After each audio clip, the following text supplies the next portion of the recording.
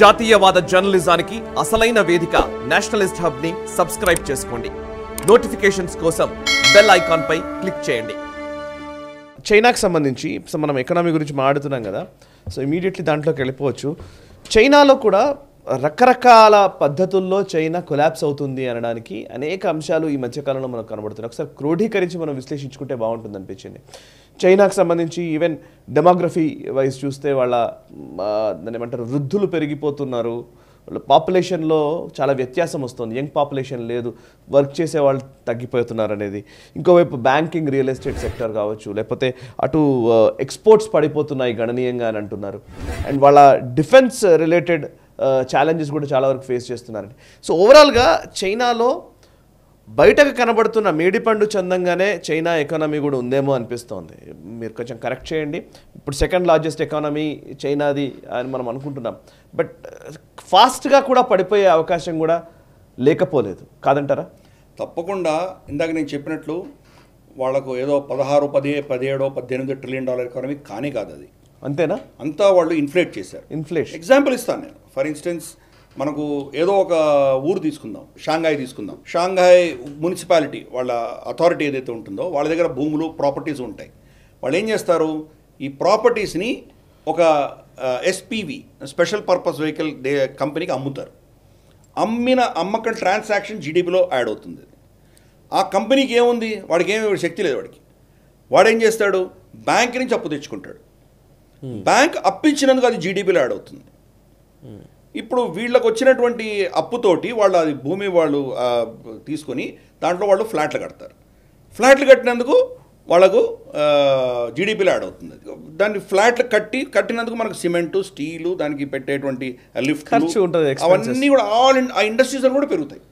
So GDP పెరిగింది. అది నిజంగా అది అవసరం ఉందా? ఈరోజు కంప్లీట్ చైనాలో ఉన్నటువంటి సమాజం ఎంత, వాళ్ళ పాపులేషన్ ఎంత ఉన్నదో వాళ్ళకు కావాల్సిన హౌసింగ్ గత 3-4 ఏళ్ల క్రితమే ఫుల్గా కట్టేశారు. వాళ్ళు ఎంత కట్టారంటే వాళ్ళ మొత్తం ప్రజానికానికి అసలు ఒక్క అడిషనల్ ఇల్లు కూడా కట్టకపోయినా వాళ్ళకి ఏం నష్టం లేదు, అంత కట్టారు. 25 ఊర్లు ఒక్క మనిషి కూడా లేకుండా ఉన్నాయి అక్కడ. Ghost cities, perfect ghost cities ఉన్నాయి అక్కడ. ఇటువంటి పరిస్థితి అక్కడ తెచ్చుకున్నారు. మనకు ఎవర్ గ్రాండే గురించి మనమే, ఐ థింక్ మనకు తెలిసి మోరలెస్ మనమే ఫస్ట్ బ్రేక్ చేసాం. తర్వాత నేషనల్ ఛానల్స్, తర్వాత ఒక 3-4 వారాల తర్వాత వాళ్ళు చెప్పడం మొదలుపెట్టారు. సో అటువంటివన్నీ కూడా వాళ్ళ రియల్ ఎస్టేట్ అంతా రమారమి 30 to 40% వాళ్ళ జీడిపి అంతా రియల్ ఎస్టేట్. అది కొలాప్స్ అయింది. ఎవర్ గ్రాండేని లిక్విడేట్ చేయమని చెప్పి హాంకాంగ్ కోర్ట్ జడ్జ్మెంట్ ఇచ్చింది. సో వాళ్ళ పరిస్థితి ఏంటి, కంప్లీట్గా డౌన్ అవుతుంది. 2, ఇది first real estate collapse. Second, వాళ్ళ డెమోగ్రఫీ, ఇందాక నువ్వు చెప్పినట్టు వాళ్ళ డెమోగ్రఫీ కొలాప్స్ అవుతున్నది. కరోనా వచ్చినప్పుడు వాళ్ళు ఎంతమంది చనిపోయారో వాళ్ళు మనకు నంబర్లు ఇవ్వలేదు, ఆపేశారు నంబర్లు ఇవ్వడం. ఇన్ఫ్యాక్ట్ వారానికి 1-2 చనిపోయినట్టు వాళ్ళు చూపించారు నంబర్లు. కానీ మనం అప్పుడు కూడా డిస్కస్ చేసాం. మనం శాటిలైట్ ఇమేజ్లలో చూస్తే కనుక ఎన్ని శవాలు అక్కడికి వెళ్ళాయి. కొన్ని అయితే కనుక 5-6 శవాలని ఒకటే ఫర్నెస్లో వేసి కాల్చారు వాళ్ళు. ఒకరు ఇండివిజువల్గా చేయలేదు. దాన్ని అక్కడ వచ్చినటువంటి అస్థికలని 5 కుటుంబాలకు ఇచ్చారు. అటువంటి పరిస్థితి అక్కడ. చాలామంది పేద ప్రాంతాల నుంచి వచ్చిన వాళ్ళైతే వాళ్ళ శవాలని రోడ్డు పక్కన కాల్చేసినటువంటి వీడియోలు చూసాం మనం. అలాగే వాళ్ళ కమ్యూనికేషన్స్, సెల్ ఫోన్స్ రమారమి కొన్ని కోట్ల సెల్ ఫోన్ కనెక్షన్స్ ఆగిపోయినాయి. సో ఇంటర్నేషనల్గా మానిటర్ చేస్తున్నారు ఇవన్నీ. సో కాబట్టి వాళ్ళు చాలా ఫేక్ నెంబర్స్ ఇచ్చారు. ప్లస్ వ్యాక్సినేషన్ చేయడానికి వ్యాక్సిన్స్ని ఊర్లకు పంపిస్తే ఆ ఊర్లో జనాభా 10,000 ఉండాలంటే 3,000 కూడా లేరు అక్కడ. అంటే ఫేక్ నెంబర్స్. ఆ లోకల్ గవర్నమెంట్ ఏం చేసిందంటే వాళ్ళకి జనాభా ఎక్కువ ఉంది అంటే కనుక ఎక్కువ ఫండ్స్ తెచ్చుకోవచ్చు సెంట్రల్ గవర్నమెంట్ నుంచి. మా దగ్గర 10,000 మంది ఉన్నారు, మాకు పైసలు పంపించండి అని వాళ్ళు పైసలు పంపించేవాడు. నిజంగా చూస్తే అక్కడ లేరు. అంటే ఈవెన్ లోకల్ గవర్నమెంట్స్ కూడా ఫేక్ నెంబర్స్ చూపించుకుంటూ వెళ్ళి, అది అక్కడ పరిస్థితి. అఫీషియల్గా మనం గత 6 నెలల క్రితం చైనా కంటే ఎక్కువ పాపులేషన్ భారతదేశంలో ఉంది అని మనం అందరూ కూడా డిక్లేర్ చేశారు. కానీ రియల్గా చెప్పాలంటే కనుక అరౌండ్ కరోనా టైం 2019-20లోనే మనం వాళ్ళని అధిగమించాము. వాళ్ళకంటే ఎక్కువ జనాభా భారతదేశంలో వచ్చేసింది.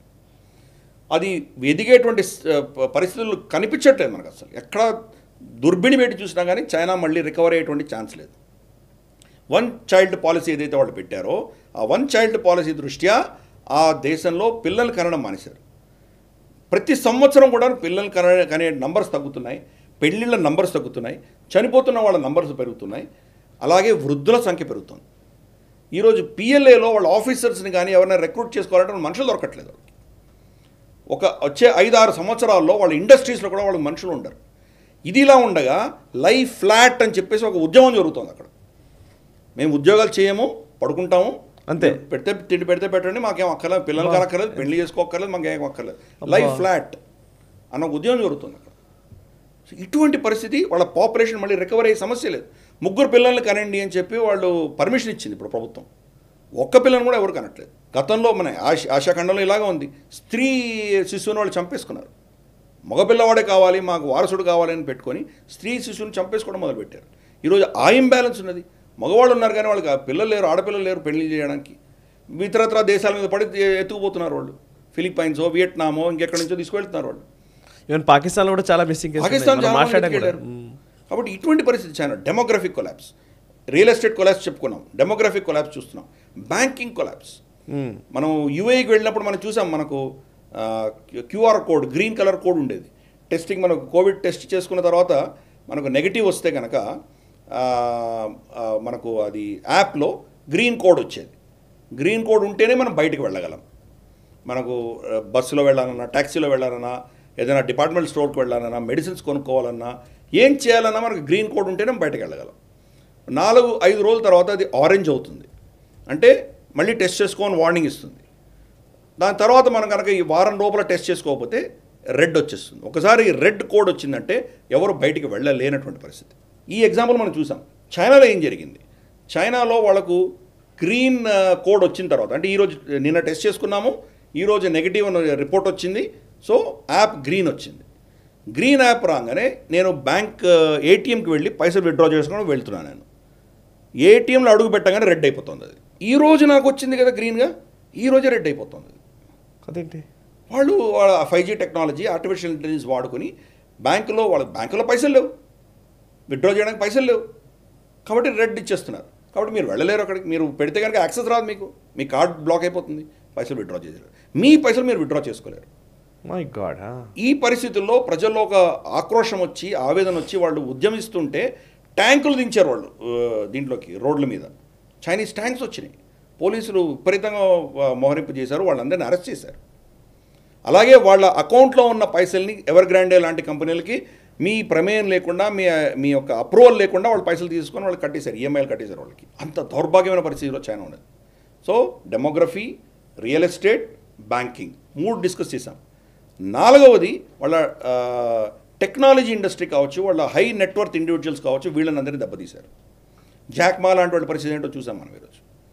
మొత్తం వాళ్ళ ఎకానమీలో ఉన్నటువంటి హై నెట్వర్త్ ఇండివిజువల్స్ అందరినీ అరెస్ట్ చేయడము, వాళ్ళ దగ్గర పైసలన్నింటినీ వీళ్ళు తీసేసుకోవడము, కామన్ ప్రాస్పెరిటీ అనేటువంటి పనికిమాల పేర్లు పెట్టి వాళ్ళందరినీ తీసేసుకోవడంతో ఈరోజు ఎవరు అక్కడికి వెళ్ళడానికి సిద్ధంగా లేరు. అలాగే ఇన్వెస్టర్స్ 90% ఆఫ్ ఇన్వెస్ట్మెంట్ అంతా వెళ్ళిపోయింది. దీని పరిణామం ఏంది? వాళ్ళకు అంటే 90% ఆఫ్ లాస్ట్ కరోనా వచ్చిన తర్వాత వచ్చిన ఇన్వెస్ట్మెంట్స్ అన్నీ వెళ్ళిపోయాయి, వాళ్ళకి ఏం రాలేదు, అన్ని దేశాలు విత్డ్రా చేసుకున్నాయి. దాంతో ఏమైంది? వాళ్ళ స్టాక్ మార్కెట్ కొలాప్స్ అయింది. హాంకాంగ్ ఈరోజు కొలాప్స్ అయ్యి భారత స్టాక్ మార్కెట్, మన BSE సెన్సెక్స్ ఏదైతే ఉన్నదో హాంకాంగ్ని ఓవర్టేక్ చేసి మనం ఈరోజు 4వ స్థానంలో ఉన్నాం. మనం అంటే హాంకాంగ్ మనకంటే తక్కువ పడిపోయింది. దీనికి కారణం ఏంటి? 15 సంవత్సరాల క్రితం వాళ్ళు ఏ లెవెల్లో ఉండిందో హాంకాంగ్, ఈరోజు ఆ లెవెల్కి వచ్చారు. అంటే 15 సంవత్సరాల గ్రోత్ మొత్తం వాళ్ళు కోల్పోయారు. లిటరల్గా స్టోనేజ్కి వెళ్ళిపోయింది అని మనకు ఇంగ్లీష్ సామెత ఉంటుంది, అలా వెళ్ళిపోయారు. 15 సంవత్సరాలు వెనక్కి వెళ్ళిపోయారు. ఇది చైనా పరిస్థితి. మనకు ఎవరు చర్చించరు. ఇక్కడ సరే అక్కడ వర్షం వస్తే గొడుగులు పట్టుకునే వాళ్ళు ఇక్కడ సరే దాన్ని చాలా అద్భుతంగా ఉందని చెప్పుకుంటారు వాళ్ళు. ఇది అక్కడ ఉన్న పరిస్థితి. బ్యాంకింగ్ సెక్టర్ కొలాప్స్ అవుతున్నది, రియల్ ఎస్టేట్ కొలాప్స్ అవుతున్నది, వాళ్ళ డెమోగ్రఫీ దెబ్బతింటున్నది, ఎక్స్పోర్ట్స్ గణనీయంగా పడిపోయినాయి. వాళ్ళ షాంఘాయ్, తర్వాత గోంగ్జో ఇటువంటి పెద్ద పెద్ద సీ పోర్ట్స్లో ఈ కంటైనర్స్ ఉంటాయి కదా, కంటైనర్స్ షిప్లో వెళ్తుంటాయి వస్తుంటాయి, మనకు దాంట్లో ఎక్విప్మెంట్ పెడతాం, అవన్నీ కూడాను అలా కొన్ని వేల సంఖ్యలో అలా పడున్నటువంటి వీడియోలు ఉన్నాయి. మనుషులు లేరెవరు. ఫారినర్స్ మనకు హాంకాంగ్లో సరే ఇప్పుడు కూడా అది డిఫరెంట్గా ఉంది, ఆల్రెడీ ప్రజలు ఉన్నారు. కానీ షాంఘాయ్లో ఫారినర్స్ ఉన్నటువంటి ప్రాంతాలంతా కూడా ఇప్పుడు బోసిపోయి ఉన్నాయి. ఫారినర్స్ అందరూ వెళ్ళిపోయారు. ఎందుకు? షీ జిన్పింగ్ చేసినటువంటి ఒక పిచ్చి పని వల్ల. అతను ఒక చట్టం తీసుకొచ్చాడు. ఏమంటే ఎవరైనా కానీ దేశానికి సంబంధించిన సీక్రెట్స్, దేశానికి సంబంధించినటువంటి ఇన్ఫర్మేషన్ కనుక ఎవరైనా తీసుకుంటే వాళ్ళని ఒక గూఢాచారి కింద పరిగణిస్తారు, స్పై కింద పరిగణిస్తారు. సింపుల్, మనకు ఏదో ఒక కంపెనీ వచ్చి మనకు డేటా కలెక్ట్ చేస్తుంది. ఇక్కడ ఎన్ని కార్లు కొన్నారు, ఏ టైప్ ఆఫ్ బ్రాండ్స్ కొన్నారు, మార్కెట్ రీసెర్చ్ చేయొచ్చు కదా.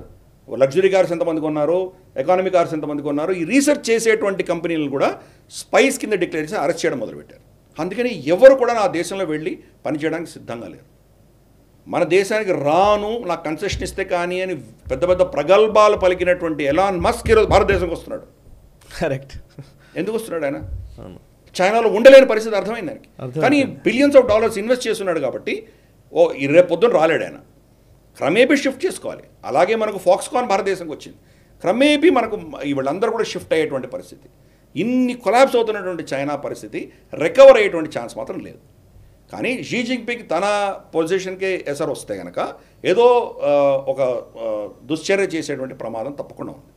మేబీ ఫిలిప్పైన్స్ని అటాక్ చేయొచ్చు, మేబీ భారతదేశాన్ని అటాక్ చేయొచ్చు, మరి భూటాన్ లాంటి చిన్న దేశాన్ని కబళించవచ్చు, మనకు తెలియదు ఏం చేస్తారు.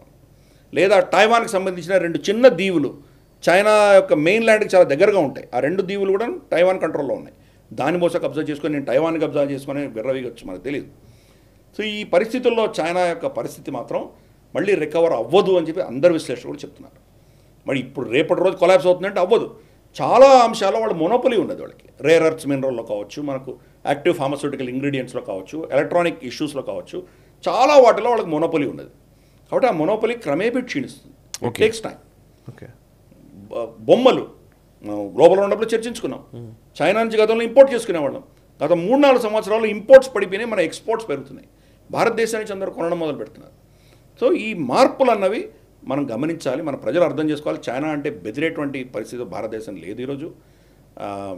వాళ్ళు ధీటుగా నిలబడిన ఎకానమీలో కావచ్చు, డిఫెన్స్ పరంగా కావచ్చు, సామాజిక పరంగా కావచ్చు, అన్నిట్లో కూడాను చైనాని అధిగమించేటువంటి శక్తి ఏ దేశానికి ఉందంటే అది భారతదేశం అని మనం గమనించాలి. ఈ వీడియో మీకు నచ్చినట్టయితే లైక్ చేయండి, 10 మందికి షేర్ చేయండి. అలాగే కామెంట్ల రూపంలో మీ అభిప్రాయాలను మాతో పంచుకోండి. Nationalist hub group of channels ను సబ్స్క్రైబ్ చేసుకుని తెలుగునాట జాతీయవాద జర్నలిజాన్ని ప్రోత్సహించండి. ఈ వీడియో కింద ఉన్న బెల్ ఐకాన్ పై క్లిక్ చేయడం మర్చిపోవద్దు.